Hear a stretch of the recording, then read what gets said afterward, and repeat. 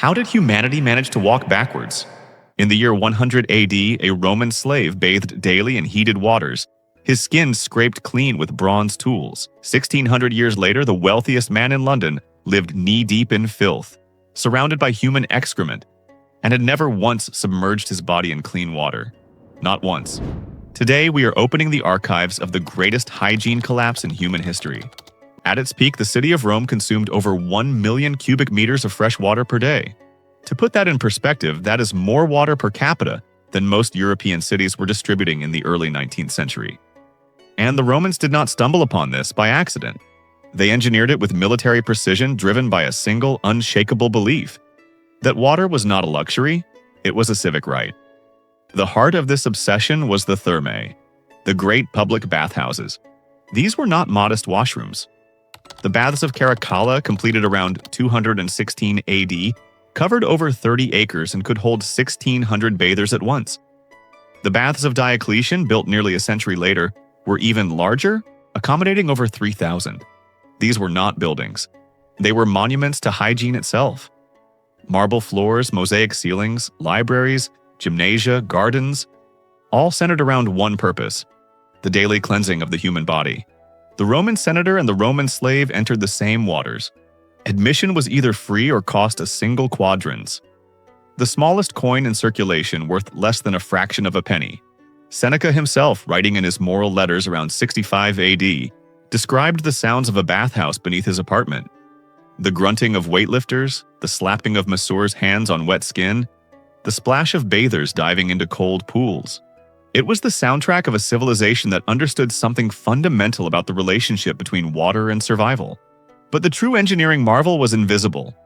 Beneath the floors of every major thermae ran the hypocaust system, a network of raised stone pillars called pilae, creating a gap between the ground and the floor surface. A furnace known as the praefernium burned continuously, pushing superheated air through this gap and up through hollow clay pipes called tubuli embedded in the walls. The result was radiant heating throughout the entire structure. The tepidarium kept warm, the caldarium kept hot, and the frigidarium left deliberately cold for contrast bathing. Vitruvius documented this design in meticulous detail in his treatise De Architectura, written around 30 BC. The system was so effective that modern archaeologists have measured residual heat distribution in excavated hypocaust floors and confirmed an even temperature spread that rivals modern underfloor heating technology. And then there was the cleaning ritual itself. Romans did not use soap as we know it. Instead, they coated their skin in olive oil, exercised until they perspired, and then used a curved bronze or iron tool called a strigil to scrape the oil, sweat, and dead skin from their bodies in long, deliberate strokes. Modern dermatological studies have confirmed that this oil and scrape method provides a deeper pore cleansing than soap alone, effectively removing bacteria trapped in sebaceous glands. The grime collected by the strigil, called gloios by the Greeks, was sometimes even sold as a folk remedy. It is strange, yes, but it tells you something critical. The Romans understood that the body produced filth at a microscopic level, centuries before microscopes existed. Feeding all of this was an arterial system of 11 major aqueducts, stretching over 260 miles combined, delivering water from mountain springs into the city through gravity alone. Sextus Julius Frontinus, appointed water commissioner around 97 AD, wrote an entire administrative treatise called De Aqua Eductu Urbis Romae, cataloging every pipe, every reservoir, every drop. He recorded that the system supplied water to over 590 public fountains, over 700 private connections, and over 900 public basins. Constantly flowing, never stagnant. And that word, stagnant, is the key to everything that comes next. Because while Rome mastered the flow of clean water, the city that would one day call itself the capital of the modern world chose to let its water sit still, rot, and kill. Welcome to London. In 1858, the British Parliament was forced to evacuate the Houses of Commons. Not because of war, not because of fire, because of the smell. They called it the Great Stink. The River Thames, the same river that was supposed to be London's lifeline, had become a slow-moving channel of human waste, animal carcasses, slaughterhouse runoff, and industrial poison. Curtains in Parliament were soaked in chloride of lime just so legislators could breathe. But here is the part most people miss. The Thames had been filthy for over a century before that moment. By 1750, London was already drowning in its own excrement, and no one was building a single thing to stop it. The city had no centralized sewer system, none. Household waste drained into open cesspits dug beneath homes, and when those overflowed, which they did constantly, the contents seeped into basements, alleyways, and directly into the tributaries feeding the Thames. The men hired to empty these pits were called night soil men, and they charged fees most families could not afford. So the filth simply accumulated. In poorer districts like Southwark and Whitechapel, the streets were layered with what contemporary health investigators described as a black, paste-like sludge. A biological compound of horse dung, coal ash, rotting food, human feces, and the drainage from nearby tanneries where animal hides were soaked in urine and lime.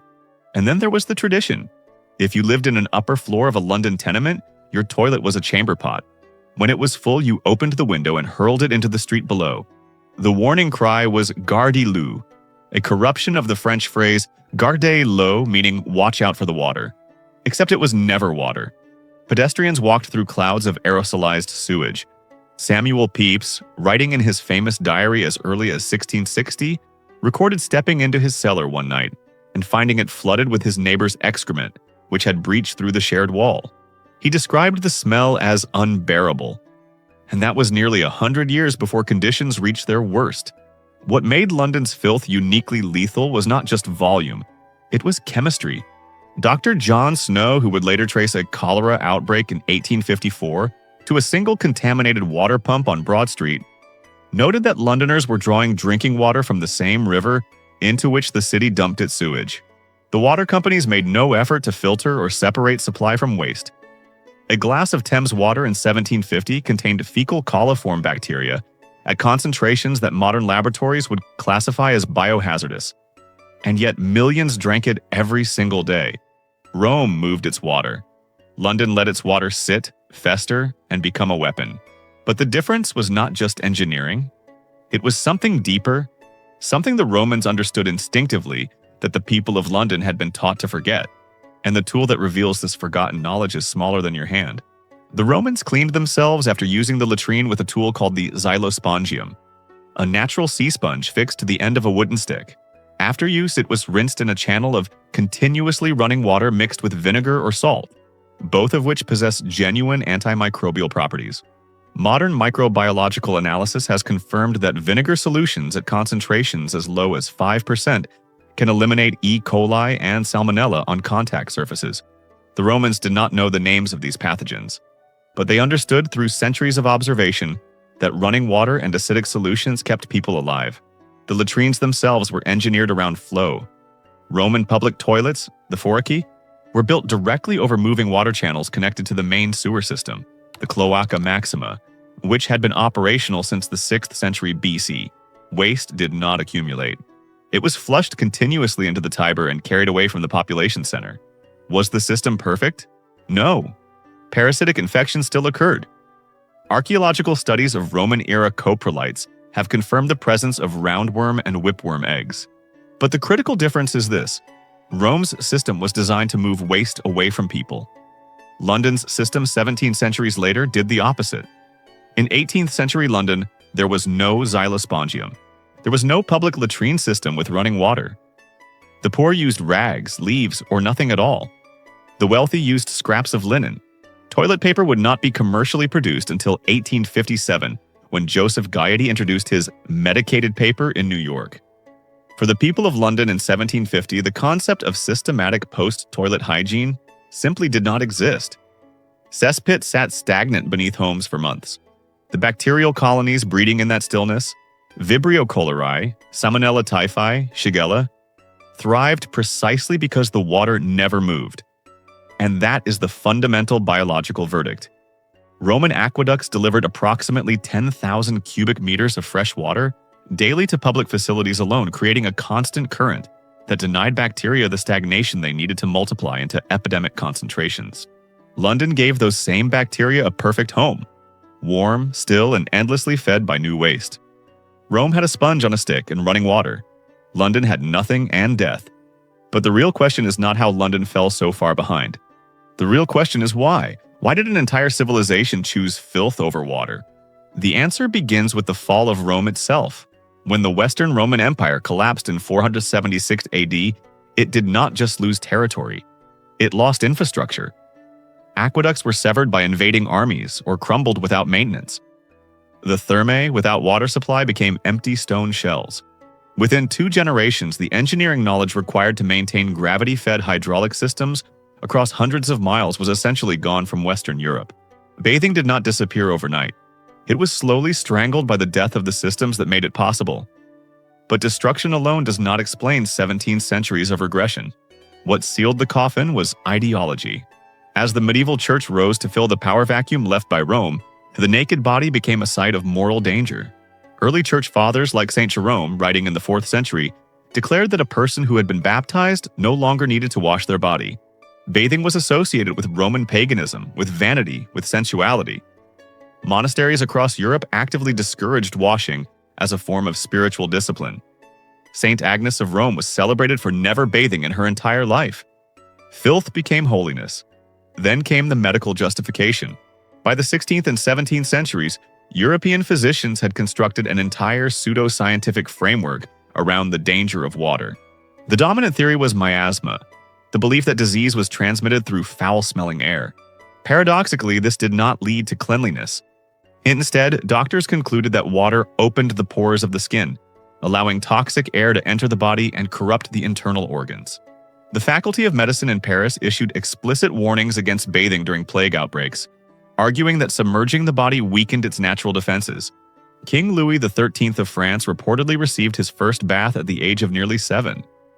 His son Louis XIV, the Sun King, the most powerful monarch in Europe, was documented by court physicians as bathing only twice in his entire adult life. Instead of water, the aristocracy used perfume, powder, and layers of linen undergarments to absorb sweat, which were changed periodically and considered sufficient. This was not ignorance born from lack of resources. This was a deliberate institutional rejection of what the Romans had known 2,000 years earlier. And the consequences were not theoretical, they were counted in bodies. London paid for its choices in mass graves. In 1832, the first cholera epidemic struck the city and killed over 6,000 people in a matter of months.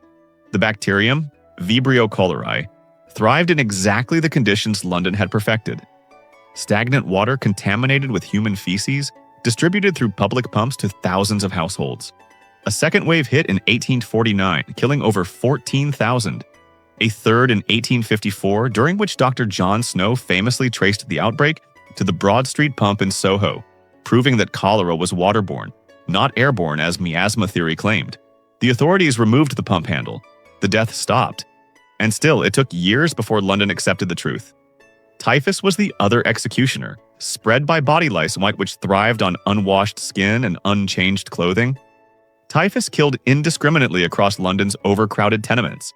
During the 18th century alone, typhus was responsible for more deaths in British prisons and workhouses than execution and starvation combined. The disease was so associated with filth that it was literally called jail fever. The irony is staggering. In ancient Rome, the mortality rate from waterborne disease within the city was kept in check by infrastructure that moved over 1 billion liters of fresh water daily. In London, at the height of the Industrial Revolution, an era that considered itself the pinnacle of human progress, people were dying of diseases that a Roman engineer could have prevented with a gravity-fed pipe and a drainage channel. Rome did not have germ theory. Rome did not have microscopes. But Rome had moving water, public hygiene infrastructure, and the institutional will to keep its population clean. London had steam engines, global trade, and the largest navy on Earth, and could not stop its own citizens from drinking sewage. Progress is not a straight line. It never was.